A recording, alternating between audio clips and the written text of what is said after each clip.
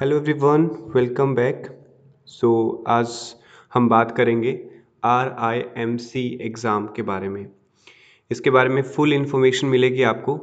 अगर आप इंटरेस्टेड हैं अपने बच्चे का फॉर्म फिल करवाने के लिए, फॉर्म कैसे फिल करवाना है, कौन एलिजिबल होता है इस एग्ज़ाम के लिए, एप्लीकेशन फॉर्म फिल करने का क्या प्रोसेस रहता है, पेमेंट कैसे करनी है, एप्लीकेशन फॉर्म कैसे रिसीव करोगे, एग्ज़ाम का पैटर्न क्या होगा, एज कितनी होनी चाहिए, एग्ज़ाम के पैटर्न के अकॉर्डिंग देखते हुए कितने मार्क्स आपको सेफ जोन में लेकर के जाते हैं या कितने मार्क्स ज़रूरी होते हैं, इन सब चीज़ों पे बातचीत करने वाले हैं। सो मैं बात कर रहा हूँ एक्सेंट कोचिंग इंस्टीट्यूट के हिसाब से। तो चलिए डिस्कशन को स्टार्ट करते हैं। और हमारे इंस्टीट्यूट पे हर सैनिक स्कूल की, राष्ट्रीय मिलिट्री स्कूल की, हर टाइप के स्कूल एंट्रेंस एग्ज़ाम की प्रिपरेशन करवाई जाती है। This is the contact information. तो सबसे पहले स्टार्ट करते हैं हम कि एलिजिबिलिटी क्राइटेरिया RIMC के लिए क्या रहेगा। ठीक है, तो सबसे पहला पॉइंट तो आपको नोट करना है कि only boys are eligible to apply for admission to RIMC Dehradun. कि केवल और केवल बॉयज़ ही अलाउड है उसमें एडमिशन के लिए। नंबर वन थिंग, बॉयज़ ही फॉर्म को अप्लाई कर सकते हैं। सेकेंड मोस्ट इम्पोर्टेंट थिंग, जो कैंडिडेट अप्लाई कर रहा है फॉर्म, वो या तो 7th क्लास में पढ़ रहा होना चाहिए या फिर उसने 7th क्लास पास करी हो।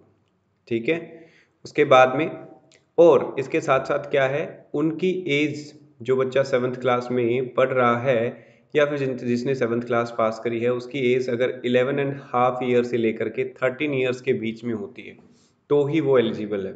अगर 11.5 से 13 एज बन रही है तो ही वो एलिजिबल है। वो 11.5 से छोटा नहीं होना चाहिए और 13 साल से बड़ा नहीं होना चाहिए, कंडीशन है। ओके, दूसरी बात करते हैं कि एग्ज़ाम पैटर्न कैसा रहता है, किस टाइप का एग्ज़ाम रहता है। तो इसमें बेसिकली 3 टाइप का ये पैटर्न है, इसको आपको समझना है। पहला एग्ज़ाम होगा आपका रिटन एग्जामिनेशन, दूसरा होगा इंटरव्यू वाइवा वोका जिसको हम बोलते हैं, और तीसरा होगा आपका मेडिकल एग्जामिनेशन जिसके थ्रू आपका फाइनल सिलेक्शन होता है। तो बहुत सारी चीज़ों पे फाइनल सिलेक्शन आपका डिपेंड करता है एक्चुअली। सो अगर हम बात करें रिटन एग्जामिनेशन की, तो इसके अंदर कौन कौन से सब्जेक्ट्स पूछे जाते हैं। इसमें आपका इंग्लिश का रिटन पेपर होता है, मैथमेटिक्स का होता है, जनरल नॉलेज यानी जीके का होता है, और उसके बाद में इंटरव्यू। टोटल मिला करके ये आपको 450 मार्क्स का होता है। ठीक है, अगर हम बात करें इंग्लिश की तो 125 मार्क्स की इंग्लिश आती है, 200 मैथमेटिक्स और 75 मार्क्स का जीके होता है, और इंटरव्यू होता है 50 मार्क्स का। ठीक है, तो इसमें क्या होता है, इंटरव्यू को क्वालिफाई करने का भी प्रोसेस होता है, इस एग्ज़ाम को क्वालिफाई करने का भी प्रोसेस होता है कि कितने मार्क्स इसके लिए ज़रूरी है, उसके बारे में बातचीत करते हैं। तो सबसे पहले अब देखेंगे कि कौन सी लैंग्वेज में आप ये एग्ज़ाम दे सकते हैं।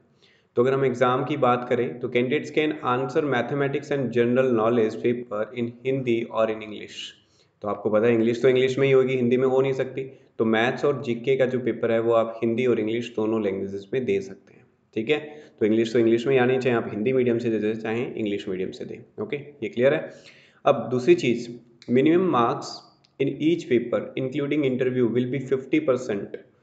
If candidate fails to secure 50% marks in any paper, he will be declared ineligible. 50% marks gain करना जरूरी है एडमिशन के लिए।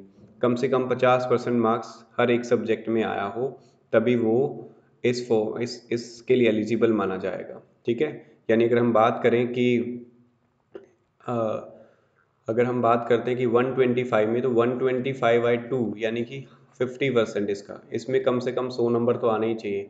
इसमें 75/2 यानी कि कम से कम अगर हम बात करें 200 में से 100 नंबर। ठीक है, और इसमें लगभग लगभग 38 मार्क्स।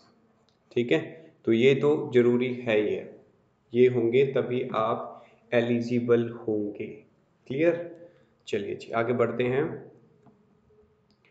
अब हम बात करते हैं स्कॉलरशिप की। आपने सुना होगा कि जिन बच्चों का एडमिशन हो जाता है उनको गवर्नमेंट की तरफ से स्कॉलरशिप भी मिलती है या स्टेट गवर्नमेंट की तरफ से मिलती है। लगभग 10,000 टू 20,000 पर एनम तक स्कॉलरशिप मिलती है बच्चों को। ठीक है, वो डिपेंड करता है अलग अलग स्टेट गवर्नमेंट्स पे। उसके बारे में बात करते हैं, जिनका RIMC में एडमिशन हो जाता है उनका फ़ीस स्ट्रक्चर क्या रहता है। तो ये फ़ीस स्ट्रक्चर भी एक्चुअली स्टेट वाइज वेरी करता है। ठीक है, यानी कि अगर हम देखें तो ऑल अबाउट मतलब नियर बाय अगर हम देखें तो लगभग इतनी फीस रहती है और ये सिक्योरिटी डिपॉजिट होती है। ठीक है, ये एक्चुअली क्राइटेरिया बनाया हुआ होता है, उसी के अकॉर्डिंग फीस स्ट्रक्चर रहता है। तो लगभग एक आइडिया ले लीजिए आप कि लगभग 40,000 के आसपास, लगभग 40,000 के आसपास आपका ईयरली चार्जेस रहेंगे और 20,000 आपकी सिक्योरिटी डिपॉजिट होती है जो कि रिफंडेबल होती है बाद में। ठीक है, तो लगभग यूँ आइडिया लगा लें कि लगभग 40,000 के आसपास फीस रहेगी RIMC की। Okay, per year. ये तो वन टाइम होता है डिपॉजिट और ये रिफंड भी हो जाता है। ठीक है, उसके बाद में अगर हम बात करें कि एप्लीकेशन फॉर्म को हमें कैसे अप्लाई करना है, how to get the prospectus. To get the prospectus of RIMC you have to send a demand draft, bank demand draft, और you can also do a payment, online payment. इसके लिए देखिए क्या प्रोसेस रहता है वो भी मैं बता दूंगा आपको, वेबसाइट पे ले जाके प्रॉपर किस तरीके से क्या प्रोसेस करना होता है। तो सबसे पहले आपको एक प्रोस्पेक्टस लेना है, कहाँ से, RIMC से। वो आप या तो बैंक डिमांड ड्राफ्ट वहाँ पे सेंड करिए। अगर हम बात करें 600 चार्जेस रहते हैं जनरल के लिए, और लगभग 550 के आसपास, जो 555 चार्जेस जो रहते हैं वो रहते हैं SC ST कैंडिडेट्स के लिए। ठीक है, तो 5,555 के आसपास जो चार्ज रहते हैं वो SC ST के लिए रहते हैं। ओके, अच्छा, अब अगर हम बात करें कैंडिडेट्स जो कि एप्लीकेशन फॉर्म फिल कर सकते हैं, कब तक कर सकते हैं वो फॉर्म फिल, तो फॉर्म फिल करके 31 मार्च 2020 से पहले पहले उनको स्पेसिफिक गवर्नमेंट, जो भी स्टेट गवर्नमेंट के जहाँ पे भी उनको फॉर्म सेंड करना है वो 31 मार्च से पहले पहले फिल हो जाना चाहिए। ठीक है, 31 मार्च से पहले पहले फॉर्म फिल हो जाना चाहिए, पहुँच जाना चाहिए। अच्छा, अब अगर हम बात करते हैं कि कोई भी बच्चा अगर एप्लीकेशन फॉर्म को डायरेक्टली राष्ट्रीय इंडियन मिलिट्री कॉलेज यानी कि RIMC देहरादून उत्तराखंड में सेंड कर देता है तो वो इनवैलिड माना जाएगा। It would be send to the respective state government. Okay, so अगर हम बात करें फीस स्ट्रक्चर की तो 600 रुपी चार्ज रहते हैं जनरल के लिए और 555 चार्ज जो रहता है वो रहता है SC ST के लिए। अब जो हम डिमांड ड्राफ्ट जो हम बनाएंगे वो किसके फेवर में होगा, जो भी आप जनरल के लिए डिमांड ड्राफ्ट बनाएंगे जिस पे बच्चे का फॉर्म मंगवाना है, बैंक से आपको एक डिमांड ड्राफ्ट भेजना होगा और किसके फेवर में भेजना होगा वो यहाँ पे लिखा है, जो कोमा में लिखा है ये एज इट इज आपको लिखना होगा। ठीक है, और ये एप्लीकेशन फॉर्म फी जो होती है कभी भी रिफंड नहीं होगी। ओके, अच्छा, अब अगर हम बात करें कि एप्लीकेशन फॉर्म जो है वो किस तरीके से फिल किया जा सकता है, तो सिंपली ये ऑफलाइन मोड में ही मिलेगा आपको। ठीक है, ऑनलाइन फॉर्म का कोई ऑप्शन अवेलेबल नहीं है। Okay, no other mode of application is applicable, only offline mode में होगा। और ये प्रोस्पेक्टस जो है कहाँ से ऑब्टेन किया जा सकता है, ये एड्रेस जो गिवन है बोल्ड में ये देख सकते हैं, यहाँ से आप ये प्रोस्पेक्टस ले सकते हैं। आपको पहले फ़ी देनी पड़ेगी थ्रू डिमांड ड्राफ्ट, मैंने पेमेंट बता दिया है, 600 जनरल के लिए और 555 SC ST के लिए। ठीक है, जब ये पेमेंट आप कर देंगे उसके बाद में आप इस एड्रेस से आपको कुरियर के थ्रू फॉर्म रिसीव हो जाएगा। उसके बाद में अगर हम बात करें कि जो भी कैंडिडेट या पेरेंट्स फॉर्म फिल कर रहे हैं तो वो ध्यान रखें कि एड्रेस जो हो वो कैपिटल लेटर में अच्छी तरीके से भेज दें, पिन कोड भी अच्छी तरीके से सही तरीके से भरें फॉर्म को। ठीक है, इसके अलावा candidate should only fill the official issued application form, only official issued application form will be valid.